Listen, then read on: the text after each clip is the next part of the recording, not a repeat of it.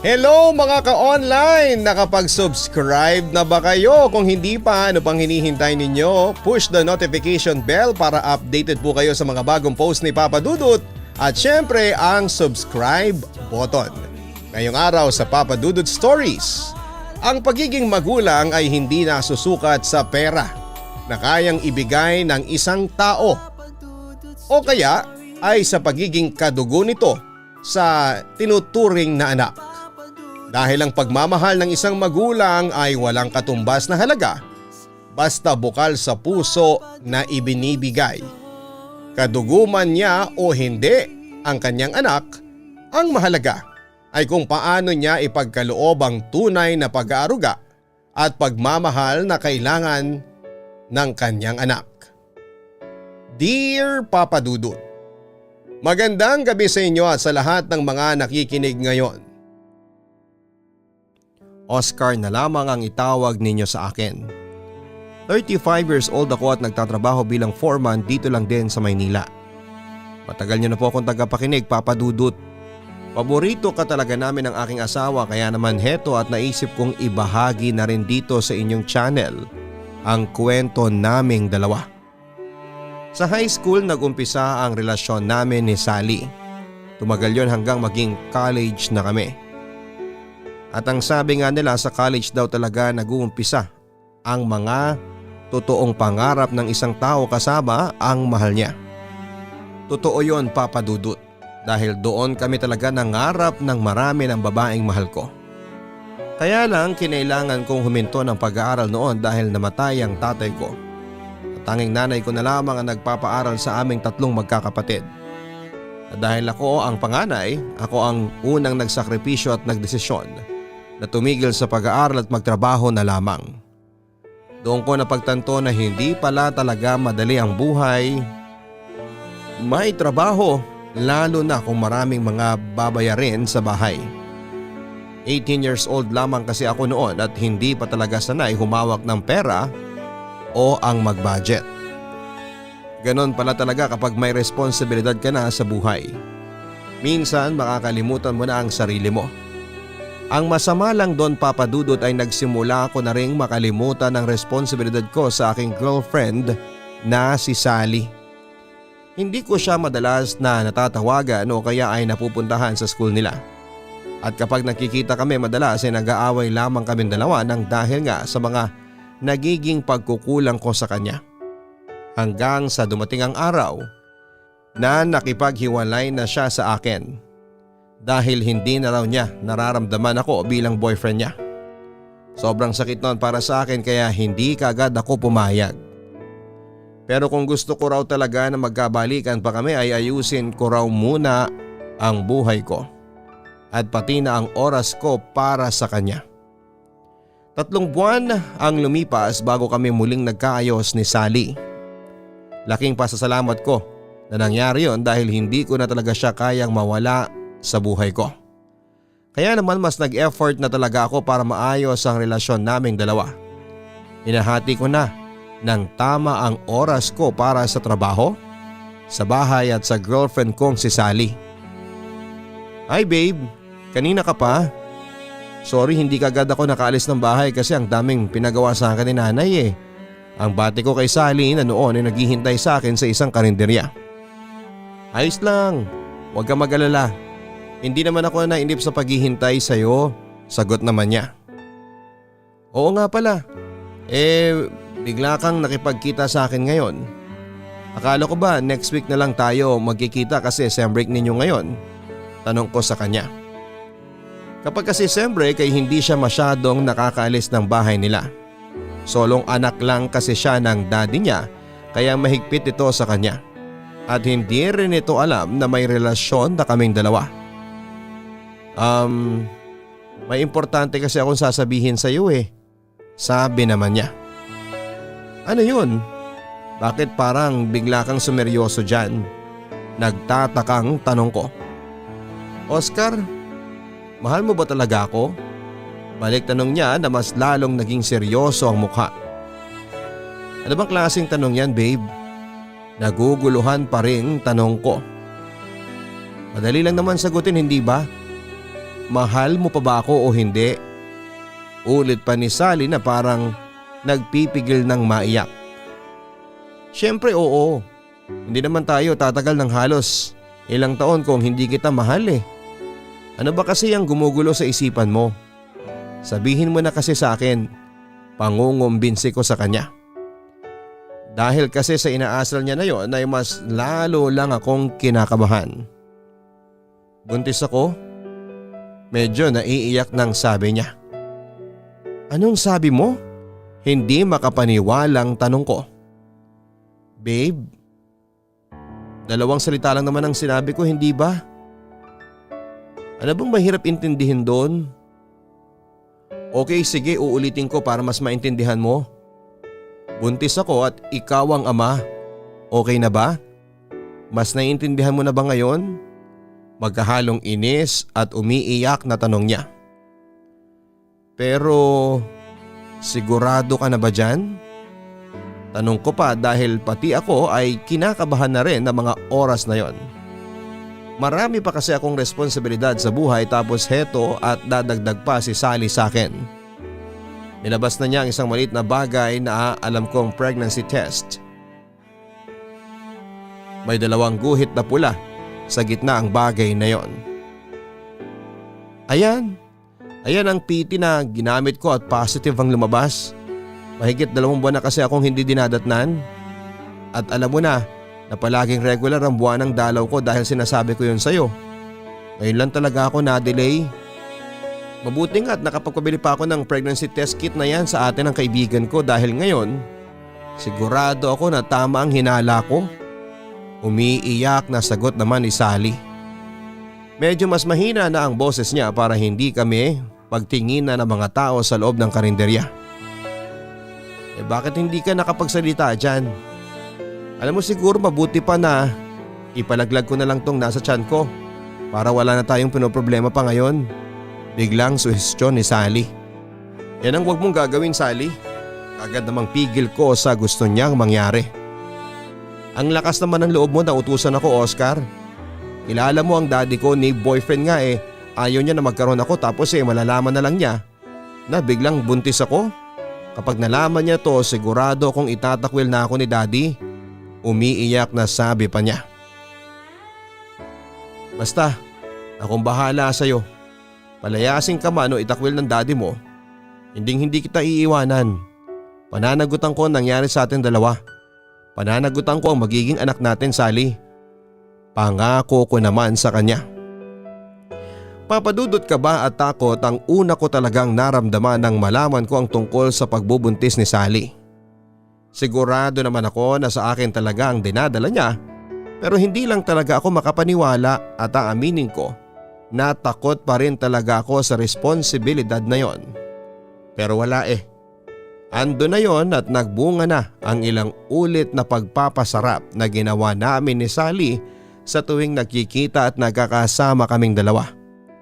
At hindi ko hahayaan na mawala sa amin ang anak namin.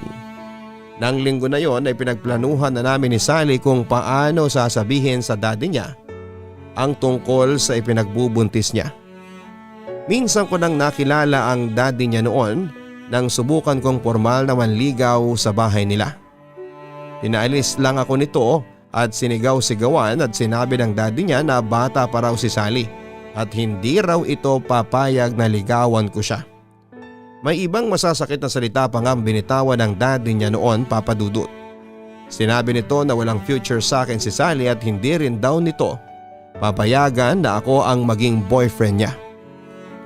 Aaminin ko na nasaktan ako noon, Papa Dudut. Kaya nang sagutin ako ni Sally at sabihin niya na itago muna namin ang relasyon namin sa daddy niya, ay kaagad akong pumayag. Isa rin talaga ang ugali ng daddy niya sa mga dahilan kung bakit ako natakot nang malaman ko na buntis ang girlfriend ko. Dahil alam ko na ilang sigaw mura at panlalait na naman ang matatanggap ko mula sa daddy niya. Pero handa akong tanggapin ang lahat ng yon, Papa Dudut. Handa akong patunayan na kaya kong maging responsableng tatay sa magiging anak namin ng babaeng mahal ko. Ang tagal naman ng daddy mo? Kinakabahang sabi ko. Nasa sala kami ng bahay nila at hinihintay ang pag-uwi ng daddy niya. Pauwi na rin yun. Kapag kasi ganitong araw ng Sabado maraming kaibigan yon na dinadaanan bago umuwi dito sa bahay namin galing sa pamamasada ng jeep. Kinakabahan ka na ba? Tanong niya sa akin. Syempre hindi. Bakit naman ako kakabahan Isang linggo na nating pinaplano tong gawin Na ipagtatapat sa daddy mo. Kaagad natanggi ko kahit ang totoo ay nangangatog na ang mga tuhod ko at naiihina ako sa kaba ng mga oras na yon. Sigurado ka ba? Kung gusto mo, pwede naman nating ipagpaliban muna ang pagsasabi kay daddy. Ayoko naman kasi na napipilitan ka lang na gawin to. Malungkot na sabi ni Sally. Ano ka ba, syempre hindi ako napipilitan. Gusto ko na rin namang malaman ng daddy mo ang sitwasyon mo ngayon. Para matapos na itong kaba na nararamdaman nating pareho, sagot ko naman. Sabagay, tama ka dyan, wika niya. Sabay kaming napatingin sa may labas ng pinto nang marinig naming bumukas ang gate na malapit doon. Si daddy na yata yung nagbukas ng gate sa labas. Babe, mag-ready ka na ha. Huwag kang masyadong kabahan, ang bili niya sa akin. Huwag kang mag-alala. Ako nang bahalang magsabi sa kanya. Hindi talaga ako kinakabahan, promise. Sagot ko naman. O bakit nandito ang lalaking yan? Anong meron? Magsusungit ka agad ng daddy niya nang makita ako sa loob ng bahay. Magandang hapon po, tito. Magalang na pagbati ko habang pilit na nilalabanan ng takot. Malaking lalaki kasi ang daddy ni Sally na si Tito Roger. Matangkad ito, malaki ang pangangatawan at para bang isang tulak lang nito ay kaya na niya akong patalsikin palabas ng bahay nila. Hindi ka namin kamag-anak kaya tigil-tigilan mo ang pagtawag sa akin ng tito. Ano bang kailangan mo at nandito ka sa pamamahay ko? At ikaw, Sally, umalis ka nga sa tabi ng lalaking yan at baka makurot kita dyan. Utos naman ni Tito Roger. Daddy, may gusto po kasi sanang sabihin sa inyo si Oscar.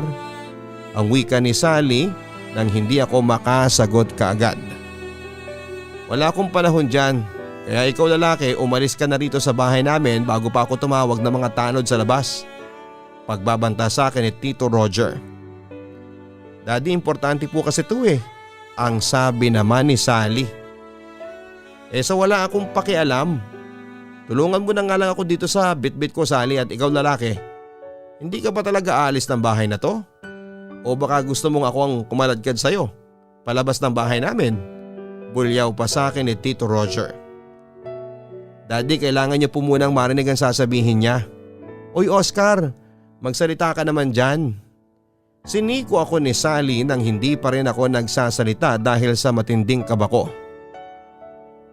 Sir, ano po kasi nauutal na sabi ko pero hindi ko naman matuloy. Matigas talaga ang ulo ninyo mga bata kayo, no? O sige, hintayin mo ako makalapit dyan sa kinakatayuan mo nang magkabukol ka talaga sa akin. Pagbabanta pa ni Tito Roger na akmang lalapit na sa akin. Daddy, buntis ako. Medyo nauutal na sabi pa ni Sally na humarang pa sa harapan ko.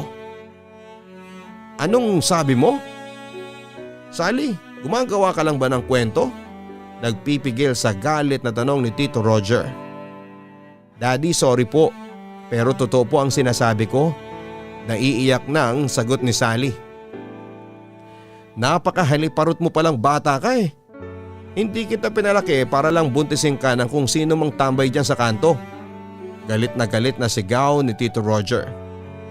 Ayun na naman siya sa masasakit na salitang binibitawan ng bibig niya. Sir, huwag niyo pong sasaktan si Sally. Huwag po kayong mag-alala dahil handa po akong panagutan siya. Sa wakas ay nasabi ko na rin. Wala akong pakialam sa'yo, tarantado ka. Sigaw niya kasunod ang malakas na pagsuntok din sa akin. Daddy, tama na po. Sorry po talaga. Hindi po namin alam na mangyayari to. Umiiyak na sabi ni Sally. Hindi alam? Ano kayo mga batang musmos na naglalaro ng bahay-bahayan at buntis-buntisan? Tapos bigla na lang nagkatotoo? Ganun ba, ha Sally? Sigaw pa ni Tito Roger bago ako binanlikan at muling kwinelyuhan. At ikaw lalaki ka ha, napakawalang yamo. Hindi mo na ginalang ang anak ko, sabi niya bago ako muling sinuntok. Sir, patawarin niyo po ako pero mahal ko po talaga ang anak ninyo. Umiiyak na rin na sabi ko. Mahal mo ang anak ko pero sinira mo ang kinabukasan niya. Sinira mo ang buhay niya. Sigaw ni Tito Roger na muli sana akong susuntukin pero niyakap na siya ni Sally. Daddy, please, tama na po. Huwag niyo na pong saktan si Oscar. Nagmamahalan po talaga kaming dalawa. Pakiusap ni Sally. Nagmamahalan kayo? O sige, magsama na kayong dalawa. Halika dito dali, sabi ni Tito Roger habang kinakaladkad palabas ng bahay si Sally. Daddy, aray, nasasaktan po ako. Sigaw ni Sally pero hindi pa rin siya tinigilan ng daddy niya hanggang sa maitulak siya palabas. Nakasunod naman ako sa kanilang dalawa, Papa Dudut. Sir, huwag niyo na pong saktan si Sally. Baka po kung anong mangyari sa baby namin, pakiusap ko. Lumayas ka na sa bahay na to. Hindi ko kailangan ng dagdag na palamunin dito sa bahay ko. Sigaw ni Tito Roger. Daddy, please. Patawarin niyo po ako. Ayoko pong umalis dito, Daddy, please. Huwag niyo po akong palayasin. Pagmamakaawa naman ni Sally. Ginusto mo yan, Sally. Magsama na kayong dalawa ng walang kwentang lalaking yan. At eto ang tatandaan mo. Mula sa araw na ito, itinatakwil na kita bilang anak ko. Kaya huwag na huwag ka nang magpapakita sa akin kahit kailan. Pagbabanta pa ni Tito Roger. Papa Dudut, sinubukan pa naming magmakaawa ni Sally sa daddy niya para hindi siya palayasin. Pero ramdam ko ang sobrang galit ng daddy niya dahil sa ipinagtapat namin. Ayaw pa rin sanang umalis ni Sally sa bahay nila kaya lang kinaladkad na rin siya palabas ng gate ng daddy niya at nakasunod naman ako sa kanila. Ibinato na rin nito sa amin ang ilang mga gamit ni Sally bago nito nilock ang gate. Lumabas na ang mga kapitbahay nila mula sa kanilang bahay noon para makichismis sa gulong nangyayari sa amin. Kaya kinumbinsi ko na si Sally na umalis na lamang kami. Pinulot ko ang ilang mga gamit niya bago ko siya inalalayang tumayo. Nang mga oras na yon ay hindi ko pa nasabi kay nanay ang tungkol kay Sally.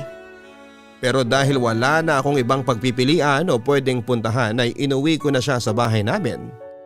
Dala ang ibang gamit ni Sally. Nang dumating kami sa bahay ay kaagad kong ipinagtapat kay nanay ang pagbubuntis ng girlfriend ko. At kagaya ng inaasahan ko ay nagulat siya at naiyak dahil sa mga nangyari.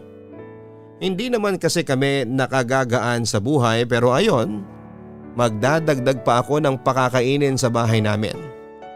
Kaya naman isang linggo lang kaming tumagal sa bahay na yon at nag-decide na ako na mag-solo na kami ni Sally. Sumakto rin na may libreng kasalang bayan na naganap noon sa lugar namin na hindi namin pinalampas. Dahil nasa tamang edad na rin kami noon ay nagawa naming magpakasal ni Sally nang walang masyadong ginagastos. Wala talaga akong maayos na plano noon, Papa Dudut. Basta ang gusto ko lang ay maging mabuting partner para kay Sally at tatay ng magiging anak namin. Kumuha kami ng maliit na bahay na sapat lang para sa aming dalawa. Ginamit ko ang naipong kong pera at mabuti na lang din at nagtuloy-tuloy ang trabaho ko sa construction noon. Mabigat talaga ang trabaho na yon. Kumpara sa pagiging barker na una kong naging trabaho. Pero mas okay naman ang kita basta masipag ka lang. Si Sally naman ay sinabihan ko na sa bahay na lang namin dahil ayoko nang mahirapan siya sa pagbubuntis niya. Pero nang magpresenta siya na tumanggap ng labada ay hindi ko na siya pinigilan pa. At binilinan ko na lang siya na huwag masyadong papagurin ang sarili niya. Pareho kaming hindi nakapagtapos ng kolehiyo ni Sally, Papa Dudut, at pareho rin kaming nangangapa sa buhay may pamilya. Mahirap pala talaga. Lalo na ang mag-solo. Yung wala ka ng ibang aasahan kung hindi ang sarili mo lang at ang kapareha mo. Madalas din kaming nagigipit noon at nakikiusap sa may-ari ng bahay na madedelay ang pagbabayad namin ng upa. Mabuti na lang at mabait ang landlady namin pero maswerte talaga ako dahil si Sally ang napangasawa ko. Napakabait kasi niya at understanding na misis. Kahit na maliit lang ang inaabot kong pera ay hindi siya nagagalit sa akin at palagi niyang sinasabi. Nakakayanin namin ang lahat ng pagsubok na darating sa buhay namin basta magkasama kaming dalawa. At sa tingin ko ay nagawa namin yon. Lalo na nang isinilang na ni Sally ang anak namin na pinangalanan naming Sonia. Grabe babe, kamukhang kamukha mo siya. Sabi ko habang karga-karga ni Sally ang anak namin. Yan nga rin ang sabi ng nurse halos wala raw siyang nakuha na kahit na anong mula sa mukha mo. Natatawang sagot naman ni Sally. Grabe naman yung nurse na yon. Sino ba yun at irereklamo ko siya? Pabirong sabi ko. Hayaan mo na siya, mukha namang nakuha ni Baby Sonia ang ilong mo baby. Tingnan mo oh, ang tangos kumpara sa ilong ko. Ang wika naman ni Sally. Oo nga babe, mukhang ilong ko ngang nakuha niya. Pero grabe hindi ako makapaniwala na nakikita at nahahawakan ko na ang baby natin. Medyo naluluhang sabi ko. Ako nga rin Sobrang sulit lang talaga ng sakit na naranasan ko sa panganganak kagabi. Natatawang sagot naman ni Sally. Basta babe pangako ko sa iyo na hindi ako magbabago sa inyo ng baby natin. Kung magbago man ako, mas lalo ko kayong mamahaling pareho, ang sabi ko sa kanya. Salamat babe Salamat kasi palagi kang nandyan para sa akin at sa anak natin. Naluluhang wika ni Sally. Totoo pala na sa unang beses na mahawakan at makita mo ang anak mo ay nakakaiyak pala talaga yon Papa Dudut. Nakakaiyak sa sobrang tuwa na nararamdaman ko. Yung ganap na hindi ko maipaliwanag. Para bang gusto ko na lang mapahagulhol sa sobrang ligayang nararamdaman ko noon. Ang sarap pala talagang maging isang ganap na tatay. Nanay? Bulong ko nang makita ko si nanay na nasa labas ng kwarto ng ospital kung nasaan si Sally. Kakatapos lang ng trabaho ko at doon ako dumiretso sa ospital para dalawin ang mag-ina ko. O Oscar, gulat na bati niya sa akin.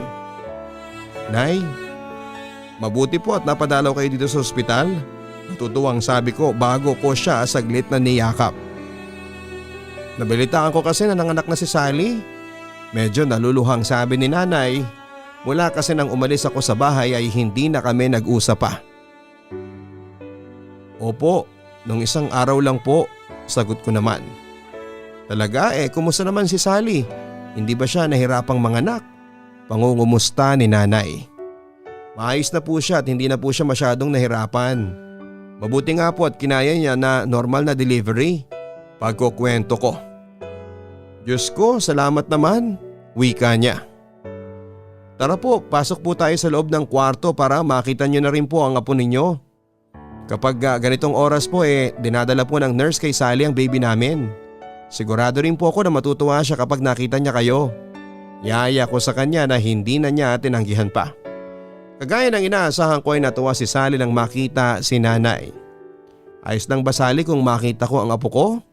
Tanong ni nanay. Siyempre naman po. Heto po siya at karga ko habang mahimbing na natutulog. Lapit po kayo dito, sagot naman ni Sally. Lumapit na kami ni nanay sa kama at halos maluhana si nanay nang makita niya nang malapitan ang baby namin ni Sally.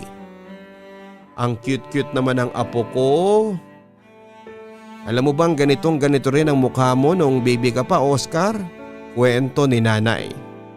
Talaga po, pero ang sabi po ng nurse na nagdala dito sa baby namin si Sally daw po ang kamukha ng anak namin. Natatawa ang sagot ko naman. Naku, basta para sa akin ikaw ang kamukha nitong apo ko. Tingnan mo nga ang tangos ng ilong kopyang-kopya ng ilong mo. Natutuwang sabi ni nanay. Babe, bakit ka umiiyak? Nag-aalalang tanong ko nang malingunan ko si Sally na lumuluha. Wala, namimiss ko lang si Daddy. Grabe, sana nandito rin siya ngayon at nakikita niya kung gaano ka-cute ang anak natin. Naiiyak na sagot naman ni Sally. Huwag ka mag-alala babe. Alam ko na darating ang araw na mapapatawa din tayo ng daddy mo. Ang sabi ko sa kanya. Tama si Oscar. Walang magulang ang hindi kaintiisin ng panghabang buhay ang kanyang anak. Kaya sigurado ako na magkakaayos din kayo ng daddy mo, Sally. Segunda naman ni Mama. Hindi naman talaga galit sa akin si nanay noon, Papa Dudut. Nagkaroon lang siya ng kaunting tampo dahil pakiramdam niya ay bigla ako na lang kinalimutan ng responsibilidad ko sa kanila ng mga kapatid ko. Pero dahil mahal ako ni nanay at hindi niya rin natiis ang pagtatampo niya sa akin, kaya pinuntahan niya kami sa ospital nang mabalitaan niya na nanganak na nga si Sally.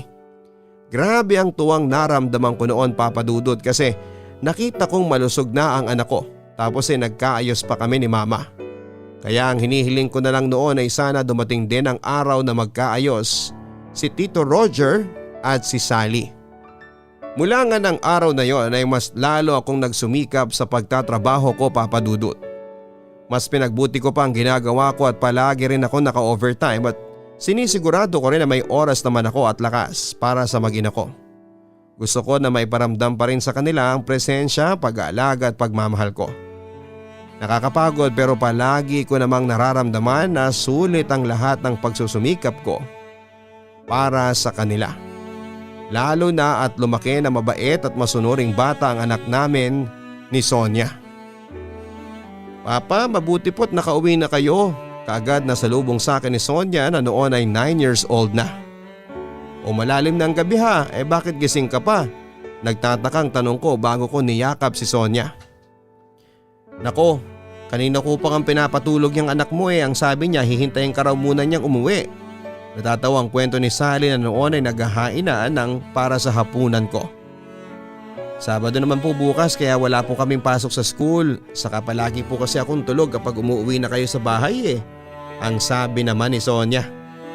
Ang sabihin mo, nararamdaman mo lang na may pasalubong akong dala para sa'yo kaya mo ko hinihintay ngayon. Natatawang sagot ko naman.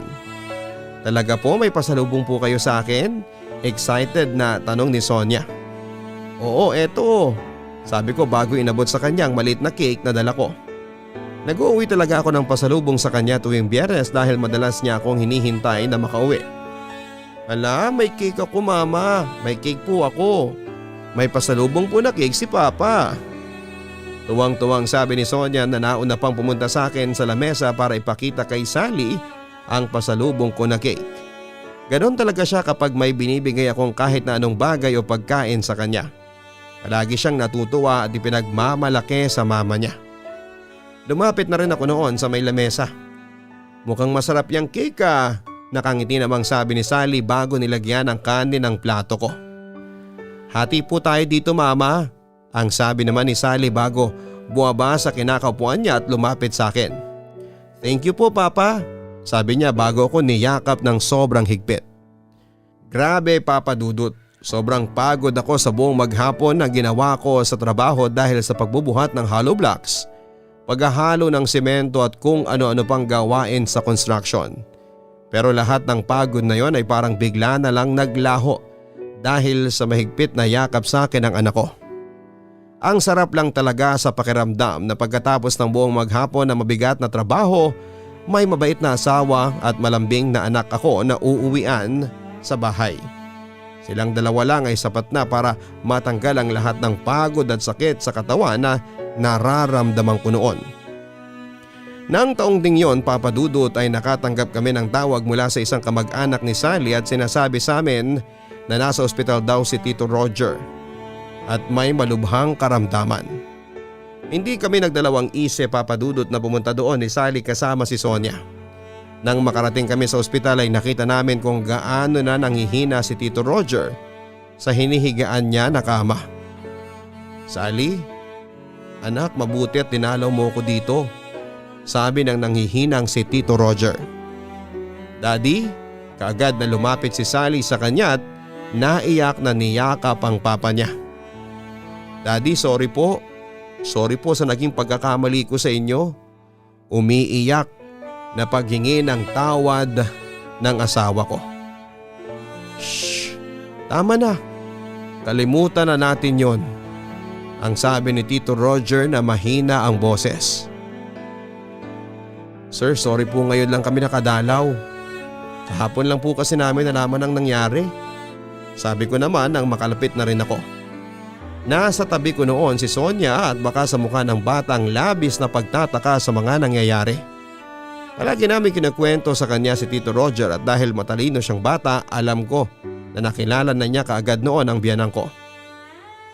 Ano ka ba? Kasal na kayo ng anak ko, hindi ba?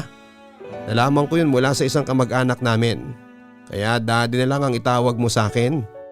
Nakangiting sabi ni Tito Roger na kaagad ko namang sinang-ayunan.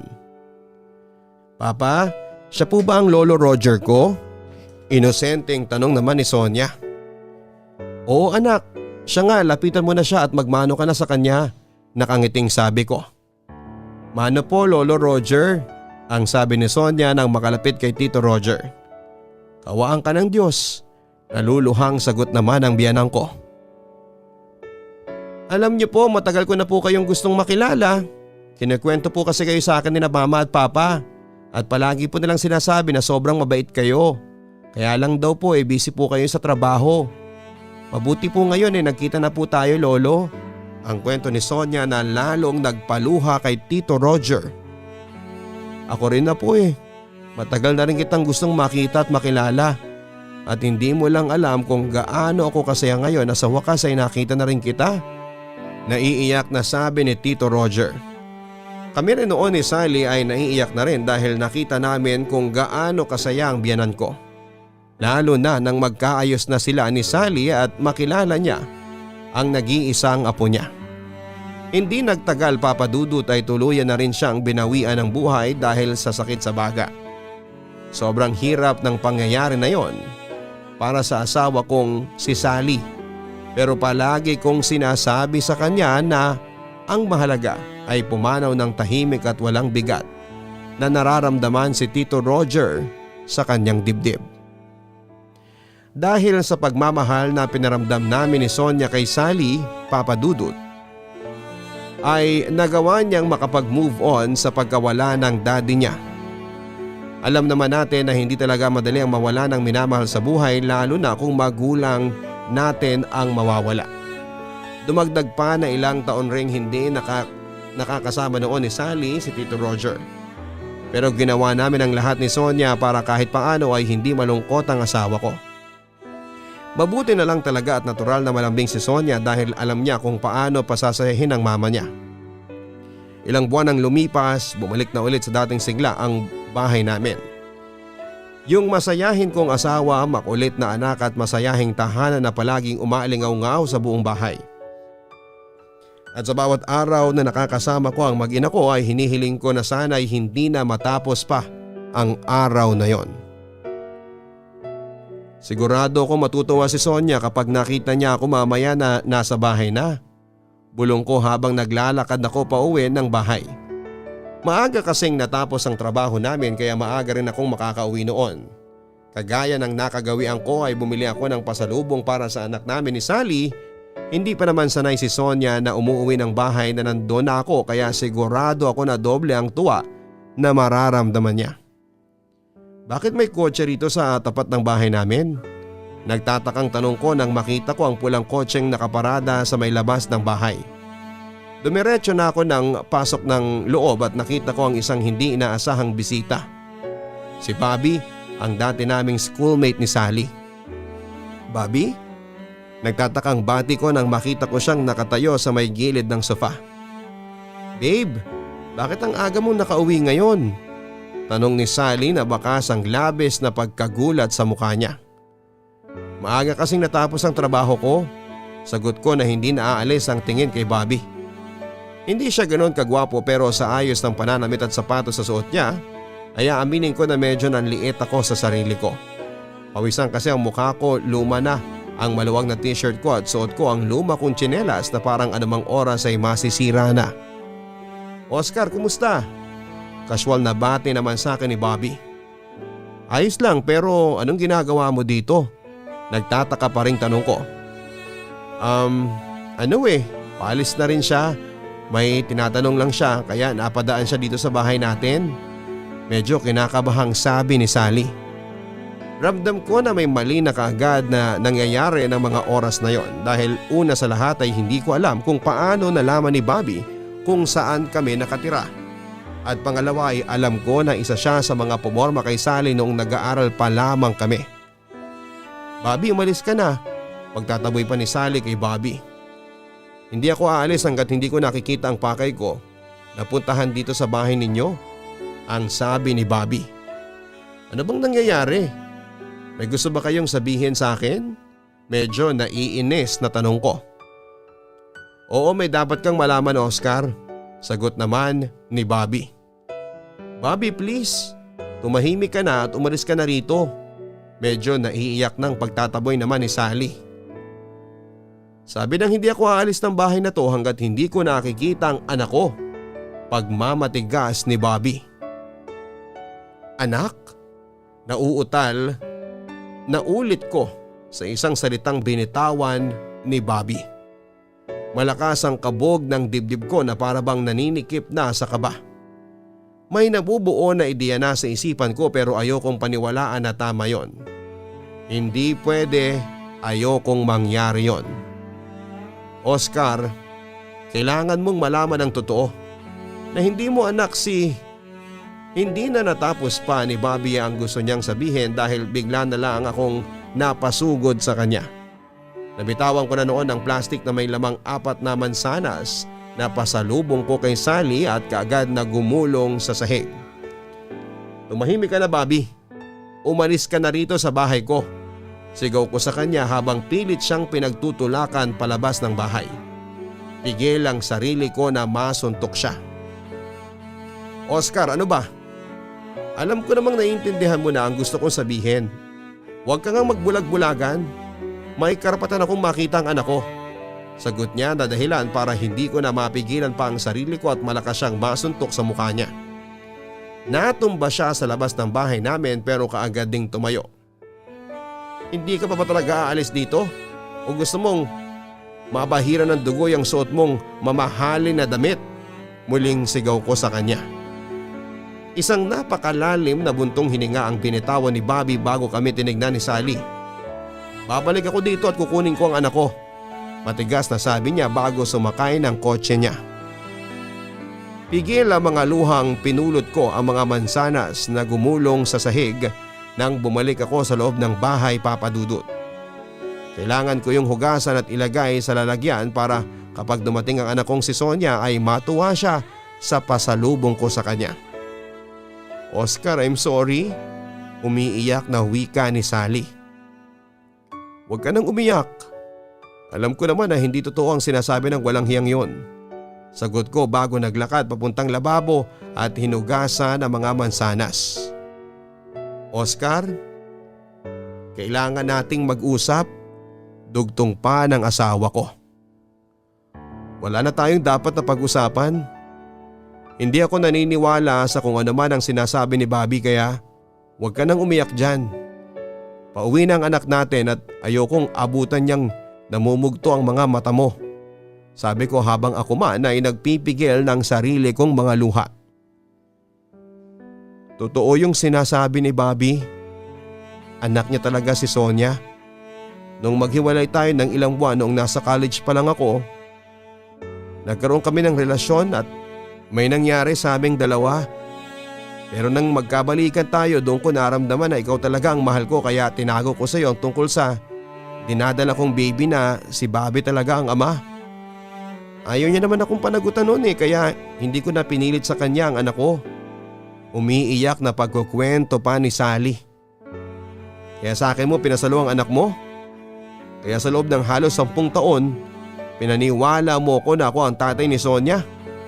Paano mo nagawa sa akin to, Sally? Binilog mo ang ulo ko. Niloko mo ko. Naiiyak na sumbat ko sa kanya.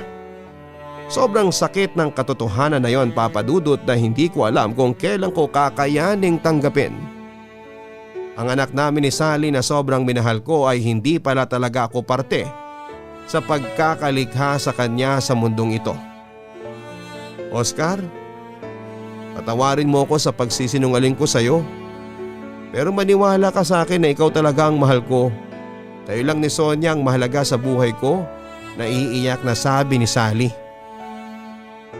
Hindi na to kailangan pang malaman ni Sonia. Hindi na niya makikilala pa si Bobby. Ako lang ang tatay ng anak natin. Ako lang at wala nang iba pa. Matigas na sabi ko habang nagpupunas ng luha. Gusto pa sanang tumutol ni Sally pero hindi na niya nagawa pa dahil bigla nang dumating si Sonia. Pareho kaming kaagad na nagtuyo ng mga luha namin. "Papa, ang aga-aga niyo pong nakauwi." Nakangiting bati ni Sonia sa akin bago ako niyakap ng mahigpit. "Inagahan ko talaga anak para maibigay ko tong pasalubong ko sa'yo." Nakangiting sabi ko habang inaayos ang buhok niya. Pigil pa rin ang mga luha ko noon habang kausap ko ang anak ko. "Wow, apple! Favorite ko po to." Natutuwang sabi ni Sonia bago kinuha ang isang mansanas na kaagad niyang binitawan. "Aray!" Sambit niya habang nakahawak sa tiyan niya at bahagyang napayuko. "Anak, bakit?" Nag-aalalang tanong ni Sally nang lumapit na rin sa amin. "Papa, mama, ang sakit po ng sikmura ko eh." "Ang sakit po, sobrang sakit po." Umiiyak na sagot ni Sonia habang namimilipit sa sakit na nararamdaman niya. Bigla na ring namutla ang mga labi niya at nangitim ang mukha niya. "Sandali lang anak, dadalhin ka namin ni mama sa ospital. Kumapit ka lang sa akin anak, ipapagamot ka namin ni mama mo." Nag-aalala na ring sabi ko bago ko siya binuhat at magkasunod kami ni Sally na lumabas ng bahay. Halos mahimatay na sa pamimilipit sa sakit ng sikmura si Sonia nang makarating kami ng ospital. Doon namin nalaman na may appendicitis pala siya at kaagad siyang sumailalim sa isang operasyon. Magkayakap kami noon ni Sally na nagdarasal sa chapel ng ospital na sana ay maging successful ang operasyon ni Sonia. Dahil hindi namin kakayaning pareho kapag nawala ang anak namin. Sa awa ng Diyos ay naging successful ang ginawang operasyon sa anak ko, Papa Dudut. Naging mabigat man ang gastusin para sa amin, ang mahalaga ay nailigtas ang buhay ni Sonia sa tiyak na kapahamakan. "Ang lakas-lakas naman talaga ng baby ko," ang sabi ni Sally nang maubos ni Sonia ang pagkain niya. Nasa loob kami ng kwarto ng ospital kung saan ay nagpapagaling pa rin si Sonia. "Mama, hindi naman ako baby. Big girl na po ako," natatawang sagot naman ni Sonia. "Oo naman, hindi naman baby tong anak natin eh. Big girl na siya kaya nakaya na niya ang operasyon sa kanya at lalo siyang magpapalakas. Hindi ba anak?" Nakangiting sabi ko. "Opo papa, mana po ko sa inyo eh, hindi natatakot sa injection." Pagbibida ni Sonia. Masiglang masigla na siya noon na labis kong pinagpapasalamat sa Diyos. Ang daya naman, favorite niya si Papa, paano naman si Mama? Kunwaring nagtatampong sabi ni Sally. "Siyempre naman, mana ako sa inyo ang ganda ni Mama. Kasi kung kay Papa ako nagmana ng mukha na po akong lalaki." Natatawa ang sagot naman ni Sonia. "Aba grabe siya, marunong ka namang asar Sonia ha?" Natatawa ang sabi ko naman bago siya kiniliti. Umalingaw-ngaw ang tawa na naming tatlo noon sa loob ng kwarto nang biglang bumukas ang pinto. "Sally, anong ginagawa ng lalaking yan dito?" Halos pabulong na tanong ko nang makita kong pumasok si Bobby sa loob ng kwarto. "Mamaya na ako magpapaliwanag sa'yo." Sonia? Siya nga pala si Tito Bobby mo." "Kumusta ka Sonia?" ang tanong naman ni Bobby. "Mabuti naman po," magalang na sagot ng anak ko. "Sonia, bibili lang kami ng pagkain ng papa mo. Si Tito Bobby mo muna ang magbabantay sa'yo dito sa kwarto." Paalam ni Sally. "Pwede po bang si Papa na lang ang maiwan dito?" Pakiusap naman ni Sonia. "Saglit lang naman kami sa baba ni Papa sagot ni Sally. "Babalik din sila kaagad. Oo nga pala, may dala akong laruan para sa'yo. Sabi ng mama mo paborito mo raw to." Ang sabi ni Bobby na pinakita ang hawak niyang stuffed toy. "Meron na po ako nito galing kay Papa pero salamat po," magalang na sabi naman ni Sonia. "Bobby, maiwan muna namin kayong dalawa ha," ang sabi pa ni Sally. "Sige salamat Sally," sagot ni Bobby na bumaling din ang tingin sa akin at ngumiti. Tinanguan ko na lamang siya bago ako sumunod kay Sally sa paglabas niya ng kwarto. "Sally, ano yun?" Sa wakas ay tanong ko sa asawa ko nang makalabas na kami at makalayo na kami sa kwarto. Tinawagan ko si Bobby at pinaalam ko sa kanyang nangyari kay Sonia. Nagigilty na sagot naman ni Sally. Pero bakit kailangan mo pang gawin yon? Bakit kailangan mo pang papuntahin ng lalaking yan dito? Naiinis na tanong ko. Dahil alam kong karapatan niya ring malaman kung anong nangyari kay Sonia. Nag-agaw buhay ang bata kaya dapat na malaman niya. Sagot naman ni Sally. Bakit hindi mo man lang sinabi sa akin? Bakit hindi mo man lang pinaalam na pupunta pala siya ngayon? Tanong ko pa. Kapag ba sinabi ko sa iyo tungkol dito ay papayag ka na dalawin niya si Sonia? Pagbabalik tanong niya. Hindi, kaagad na sabi ko. Kita mo na? Kaya nga hindi ko sinabi sa iyo ang tungkol dito dahil alam ko na yan ang isasagot mo. Ang wika pa ni Sally. Dahil hindi naman na niya kailangang malaman pa. Ako na ang tatay dito. Bakit kailangang sumulpot pa siya bigla? Naiiyak saglit na tanong ko. Kahit saang anggulo natin tignan, karapatan pa rin niya na malaman ang tungkol sa sakit ni Sonia dahil hindi ko na hinayaan pang matapos ni Sally ang sinasabi niya at kaagad akong nagsalita, Papa Dudut. Dahil siya ang ama at sampid lang ako dito, tama ba? Kasi sa totoong kwento ng buhay ninyo, tatay-tatayang lang naman talaga ako ng anak ninyo. Extra lang ako sa buhay ninyong tatlo.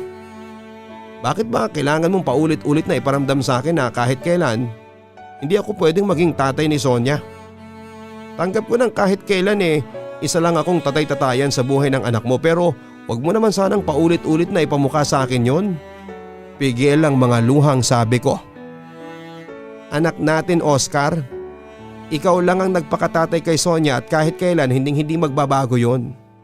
Kung tatay man niya si Bobby sa dugo lang yon. Dahil habang buhay kanyang kikilalanin bilang tatay niya.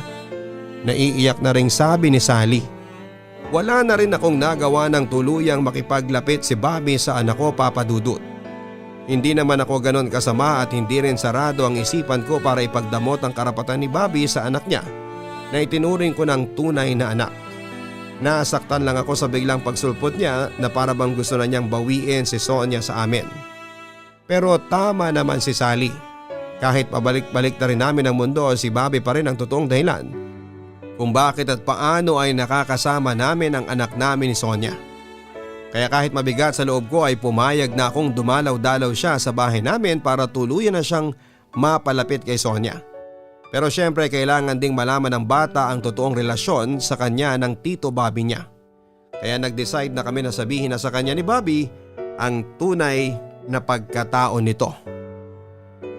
Hindi, gino-joke nyo lang po ako Hindi po totoo yung sinasabi ninyo. Umiiyak na sigaw ni Sonia. 4 kaming nasa sala ng bahay noon. Ako, si Sally, si Bobby at ang anak kong si Sonia. Si Sally na ang nagsabi na si Bobby talaga ang tunay na tatay ni Sonia. Bigla namang tumakbo palapit sa akin si Sonia at niyakap ako ng mahigpit. Papa, sabihin niyo po na hindi totoo ang sinasabi ni Mama. Kayo po ang papa ko. Kayo lang po at wala nang iba. Umiiyak na pakiusap ng bata. Bumuntong hininga ko, Papa Dudut, kasunod ang pilit ng ngiti. Hinawakan ko ang mukha ni Sonia bago ako nagsalita. Sonia anak, totoo talaga ang sinasabi ng mama mo. Ang tito Bobby mo, siya talaga ang totoong papa mo. Pigil ang mga luhang sabi ko sa kanya. Sobrang sakit pala talaga na ipaalam sa batang tinuring mo na anak na kailanman ay hindi ikaw ang magiging tatay niya. Hindi po, ayoko pong maniwala. Kayo lang po ang papa ko. Nag-iisa lang po ang Papa Oscar ko. Ikaw lang po ang papa ko, wala nang iba. Umiiyak na sabi pa ni Sonia. Sonia, pwede mo pa rin namang maging papa si Papa Oscar mo tapos Daddy Bobby na lang ang itawag mo sa akin. Huwag kang mag-alala, hindi kita ilalayo sa kanya o sa mama mo, ang sabi pa ni Bobby. O narinig mo yon? Hindi ka naman pala ilalayo dito ng Daddy Bobby mo Saka ayaw mo ba nun? 2 na kaming tatay mo. Kapag may nang away sa'yo, 2 kaming magtatanggol sa'yo kasi 2 kaming tatay mo na mahal ka. Naluluhang sabi ko kay Sonia. Hindi niyo po ako ibibigay kay Tito Bobby? Hindi niyo po ako iiwanan? Hindi po kayo mawawala sa tabi ko? Tanong ni Sonia. Nakangiti akong umiling sa kanya at kahit kailan, hindi mangyayari yon, promise ko yun anak, sagot ko pa kay Sonia. Normal lang siguro ang naging reaksyon na yon ni Sonia nang malaman niya ang tungkol kay Bobby. Kaya naman hindi namin siya pinilit na tanggapin kaagad ang lahat. Pero dahil mabait na bata at maunawain talaga ang anak ko, unti-unti na rin niyang naintindihan ang tunay na pwesto ni Bobby sa buhay niya. Hanggang sa matanggap na nga niya na si Bobby talaga ang tunay niyang tatay. Ngayon Papa Dudut, maayos na ang relasyon bilang magtatay nina Bobby at Sonia. Paminsan-minsan ay dinadalaw ni Bobby ang anak ko at may mga oras din na namamasyal sila kasama ng asawa ni Bobby at iba pa nitong anak. Tuluyan ko na ring napatawad ang asawa kong si Sally para sa pagsisinungaling niya sa akin. Mahal ko siya at ang pamilya ko kaya naniniwala ko na dapat lang nabigyan ulit namin ng isa pang pagkakataon ng relasyon naming dalawa. Salamat Papa Dudut sa pagbasa nitong sulat ko na sana ay nakapag-iwan ng aral sa mga ka-online na nakikinig ngayon. Lubos na gumagalang, Oscar. Parte ng pagmamahal ang pagpapatawad. Kung minsan mang nagkamali ang isang tao sa atin, huwag po tayong magdamot ng isa pang pagkakataon para sa kanila. Maraming salamat kay Oscar sa pagbibigay mo ng oras na maibahagi ang iyong kwento. Maswerte ka dahil nagkaroon ka ng isang matalino, mapagmahal at maunawain na anak. Hindi mo man siya kadugo, sapat na yung pinakita at pinaramdam mo na pagmamahal para matawag ka na isang ganap na ama. Pero maswerte rin po si Sonia at Sally kasi ikaw ang naging padre de pamilya ng kanilang tahanan. Nagsimula kayo sa buhay na hindi ninyo alam kung paano sisimulan. Pero lahat ay pinagsumikapan mo, mapaayos lamang ang buhay na mag-ina mo. Kahanga-hanga rin ang ginawa mo na pagtanggap sa katotohanan na ilang taong tinago sa iyo ng asawa mo. Tama lang din na pinaalam ninyo sa anak ninyo ang tungkol kay Bobby dahil mahirap na palakihin ang isang bata na puro kasinungalingan at pagtatago. Mga ka-online, hindi naman talaga nasusukat o nakikita ang pagiging isang magulang sa kung anong material na bagay ang kaya nilang ibigay sa atin. Kung sila man ay kadugo natin o hindi. Ang mahalaga po ay yung tunay na pagmamahal na pinaparamdam nila sa atin bilang mga magulang natin. Hanggang sa muli, ako po si Papa Dudut. Maraming salamat po. Ang buhay ay mahiwaga, laging may lungkot at saya. Sa Papa Dudut Stories, laging may karamay ka.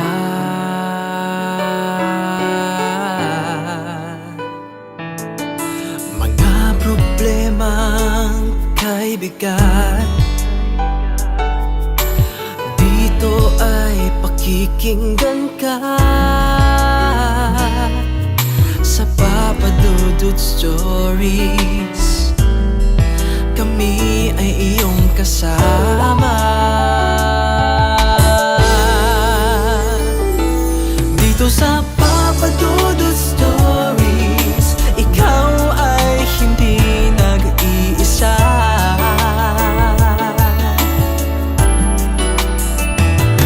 Dito sa Papa Dudut Stories, may nagmamahal sa'yo.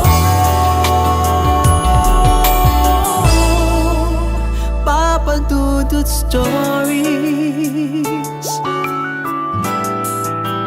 Papa Dudut Stories,